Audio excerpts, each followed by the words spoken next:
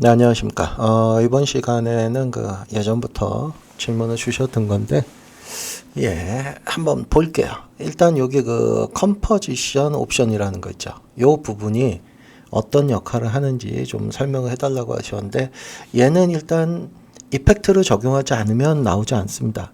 그래서 여러분들이 여기에 어떤 이펙트를 적용을 하면, 뭐 예를 들어서 제가 지금은 그냥 틴트를 하나 적용해 놓을게요.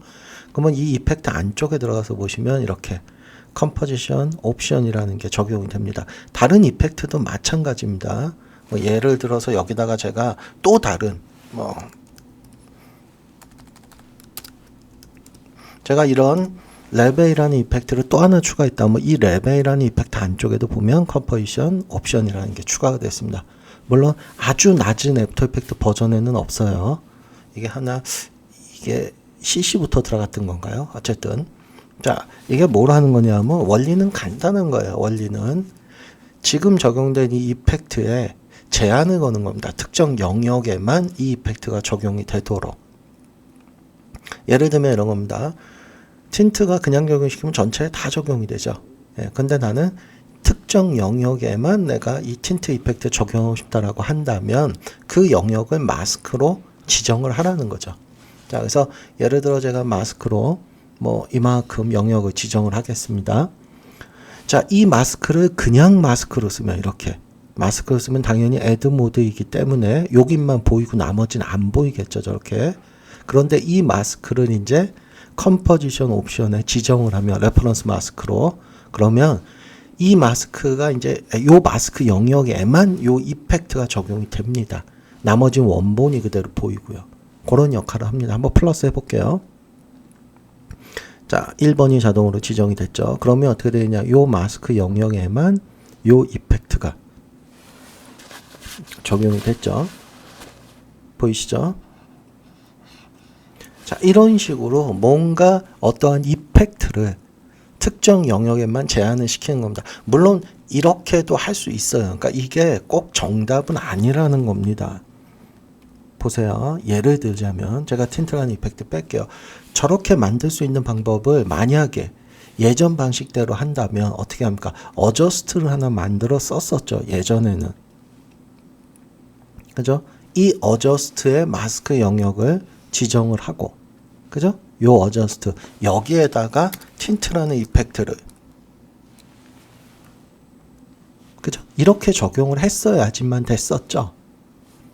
그런데 이렇게 되면 아무래도 레이어가 두 개가 되고 그 다음에 또 어저스트는 다른 쪽 레이어에도 영향을 줄 수 있기 때문에 얘한테만 제한 걸고 싶을 때 좀 문제가 됐었죠. 그래서 얘만 특정 이펙트의 영역을 내가 지정하고 싶다면 저렇게 컴포지션 옵션이라는 거를 이용을 해서 마스크로서 그 영역을 지정할 수가 있는 겁니다. 자, 그래서 얘 같은 경우는 요런 걸로 한번 테스트를 해드릴까요?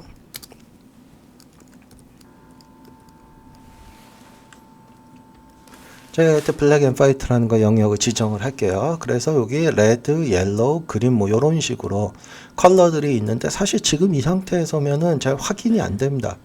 그죠? 내가 어떤 컬러를 어떻게 조절하는지를. 요랬을 경우에 조금 더 편하게 컬러를 내가 좀 지정하고 싶다라고 한다면 한 절반 정도를 나눠서 마스크 영역을 지정을 하시고요. 이 이펙트에 컴포지션 옵션에 얘를 추가하는 겁니다. 물론 나중에 이거 지워버리세요. 이 마스크 안 쓴다고 지워버리세요. 그러면 공부하시기에 좀 더 도움이 되실 겁니다. 예를 들어 제가 레드를 조절해 볼게요. 레드가 여기죠. 여기 요 영역. 얘만 조절이 되는 겁니다. 컬러가. 그죠? 레드 영역, 옐로우,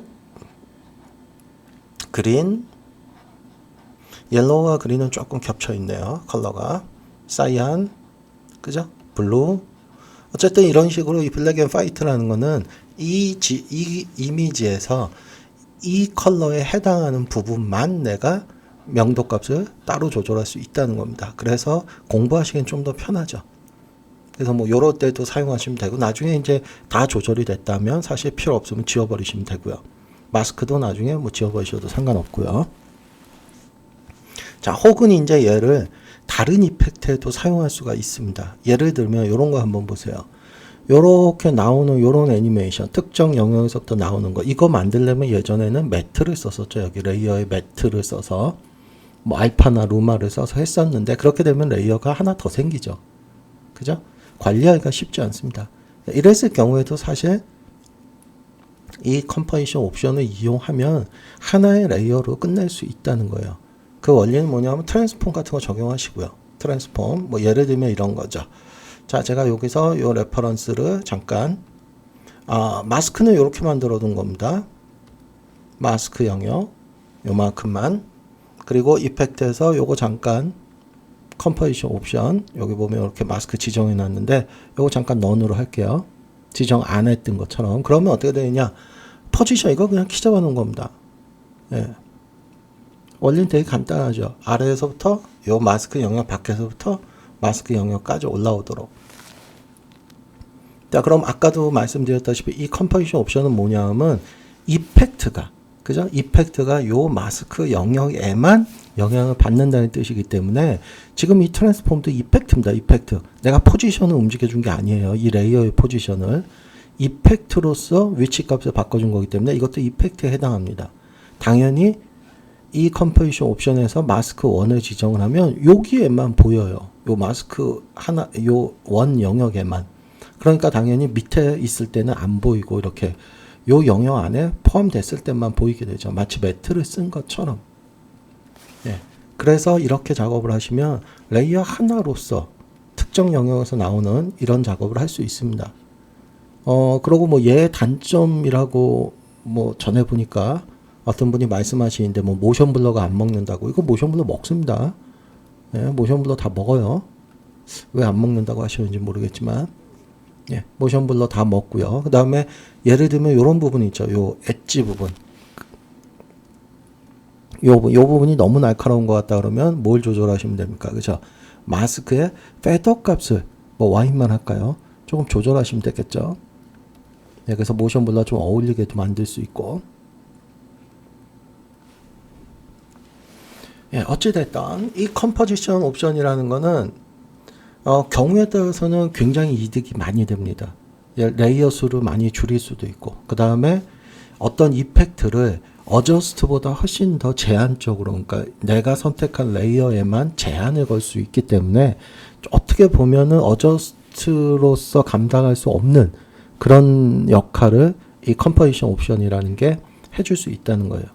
그래서 물론 뭐 이거를 많이 쓴다라고 얘기할 수는 없지만 경우에 따라서는 굉장히 득이 되는 그런 옵션입니다. 그래서 좀 정리를 해 두시고 꼭 필요한 순간이 왔을 때 적용해 보시면 아마 굉장히 좀 의외로 어렵게 헤쳐나가야 될 작업을 좀 쉽게 해결할 수 있는 그런 옵션이니까 정리 한번 잘 해 두시면 도움이 될 겁니다.